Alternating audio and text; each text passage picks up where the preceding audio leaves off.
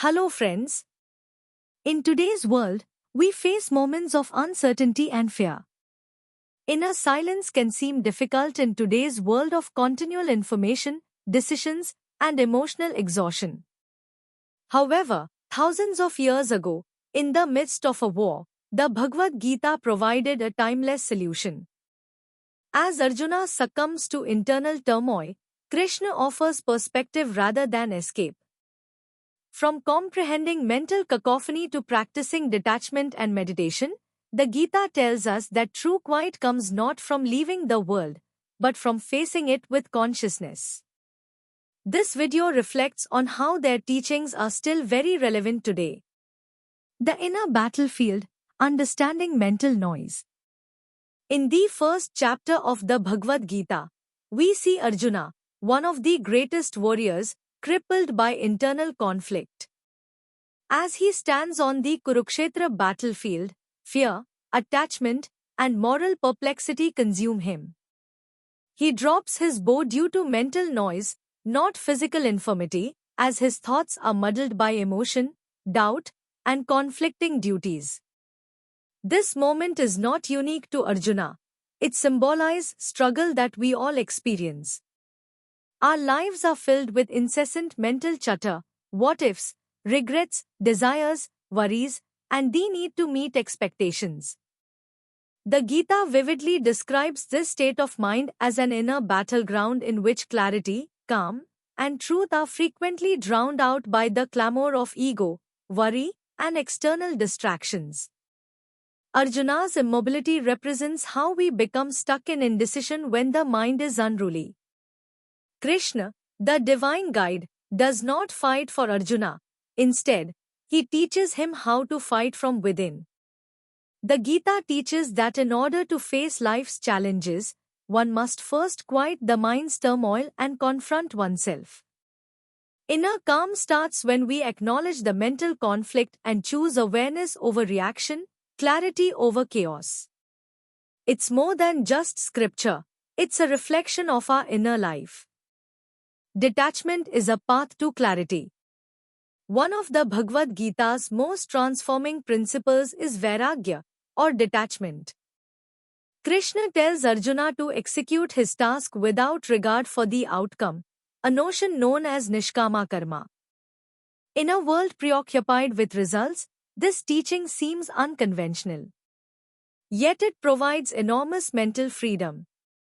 We frequently act with our brains focused on success or failure, praise or criticism. This bond fosters anxiety, dread of loss, and egoistic cravings. Krishna's insight breaks the pattern. He emphasizes that, while we have power over our acts, we cannot command the results. Letting up of this attachment results in a profound inner peace since the mind is no longer oscillating between hope and despair. When we act genuinely, with our attention on the present and in accordance with our dharma, obligation, we become quiet observers rather than restless achievers. This detachment is not apathy, but rather independence from emotional attachment. Clarity emerges when we no longer behave out of greed, fear, or ego, but rather from purpose and inner harmony. True Vairagya does not imply withdrawing from life, rather, it implies completely engaged without the clamor of expectation. And in the silence, the soul's voice becomes plain. Meditation and self-knowledge. In the Bhagavad Gita, Krishna describes Dhyana Yoga, the path of meditation, as a powerful strategy for calming the mind.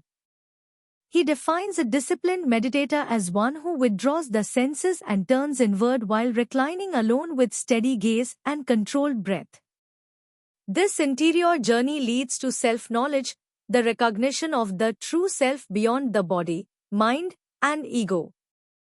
Desires, worries, and distractions naturally scatter the mind, pulling it in various directions. Meditation brings it back to the core, allowing the seeker to progress beyond surface noise and into deeper awareness. Consistent practice allows us to detach from fleeting ideas and emotions, perceiving them as ephemeral ripples on the surface of consciousness. When one achieves self-awareness, they realize the Atman, which is unchanging, everlasting, and unaffected by the outside world. This understanding provides a tranquility that is unshaken by success or failure, praise or censure. Krishna teaches Arjuna that the person who sees the self in all beings and all beings in the self is truly intelligent. Meditation is not a getaway, it is remembering. In stillness, we can reconnect with the holy presence inside. And knowing the self causes the commotion to dissipate, exposing the quiet that has always existed. Living with stillness in a noisy world. In today's world of incessant notifications, hectic schedules, and never-ending demands, inner quiet can seem out of reach. Nonetheless, the Bhagavad Gita contains timeless wisdom for achieving calm without withdrawing from life. Krishna does not ask Arjuna to flee the battlefield. Instead, he instructs him to face it with clarity, serenity, and awareness. This is the essence of living with stillness, fully participating with life yet remaining unaffected by its commotion. The Gita advocates attentive action, doing your task with focus and without regard for praise or blame. When we perform with complete awareness, each work becomes purposeful rather than chaotic. It also encourages silent observation, the ability to observe thoughts and emotions without reacting impulsively. Krishna teaches us that the wise are like quiet waters, unwavering even in the midst of storms. Modern life presents us with distractions and overstimulation, but the Gita's message of intentional response over reaction enables us to regain our mental space. True stillness is not about sitting in silence, it is about bringing serenity into every moment and movement. Living in silence allows us to soar above the noise of the world, rather than avoid it. We become anchored not in the exterior world, but in the peaceful solidity of our inner self. Ultimately, we understand that the Bhagavad Gita teaches us that inner serenity should be discovered rather than pursued. In a noisy world, it teaches us to live in peace, act with presence, and let go of the rest. Stillness is not a sign of weakness or withdrawal, rather, it represents clarity in action and strength in surrender. When we listen past the commotion, we discover that the soul has been speaking all along, quietly, patiently, and forever. Thank you for watching. If you like this video, please let me know by liking and commenting.